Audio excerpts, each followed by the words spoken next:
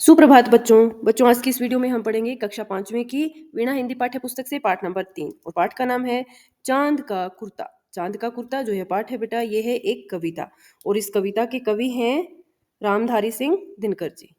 ठीक है, यहाँ पर कवि का नाम लिखा है।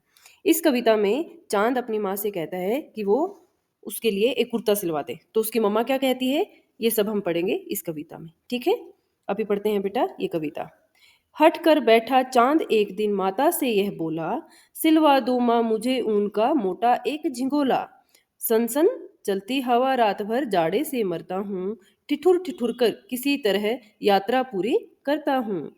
आसमान का सफर और यह मौसम है जाड़े का, न हो अगर तो ला दो कुर्ता ही कोई भाड़े का। बच्चे की सुन बात कहा माता ने, अरे सलोने कुशल करें भगवान लगे मत तुझको जादू टोने। जाड़े की तो बात ठीक है पर मैं तो डरती हूँ, एक नाप में कभी नहीं तुझको देखा करती हूँ। कभी एक अंगुल भर चौड़ा कभी 1 फुट मोटा, बड़ा किसी दिन हो जाता है और किसी दिन छोटा। घटता बढ़ता रोज किसी दिन ऐसा भी करता है, नहीं किसी की भी आंखों को दिखलाई पड़ता है। अब तू ही तो बता नाप तेरी किस रोज लिवाएं, सी दें एक झिंगोला जो हर रोज बदन में आए।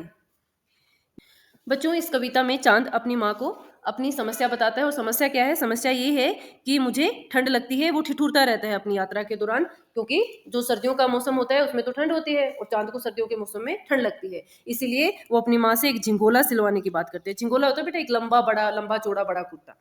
तो वो अपनी माँ से कहता है कि मेरे लिए कुर्ता सिलवा दो। यह सब सुनकर उसकी माँ क्या कहती है? उसकी माँ कहती है कि अरे सलोने, सलोने यानी कि जो सुंदर बच्चा होता है, जो मन को मोह लेता है। वो कहती है कि तू इतना सुंदर है और भगवान करे तुझे कोई भी जादू टोना न लगे, यानी कि तुमको कभी भी नजर ना लगे। और साथ ही साथ वो अपनी चिंता बताती है। उसकी चिंता क्या है?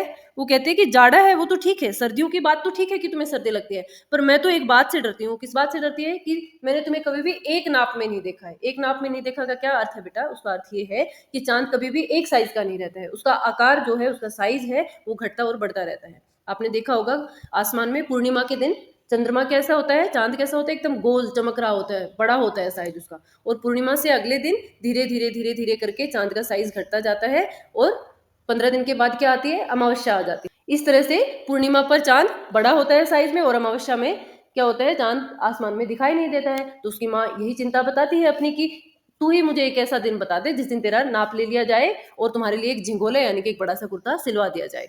ठीक है बच्चों, आप सबका होमवर्क ये है कि आप इस कविता को घर पर पढ़ेंगे। मुझे आशा है कि आपको ये कविता अच्छी लगी होगी और अच्छे से समझ आई होगी। आज के लिए हम इतना ही पढ़ेंगे बच्चों। धन्यवाद।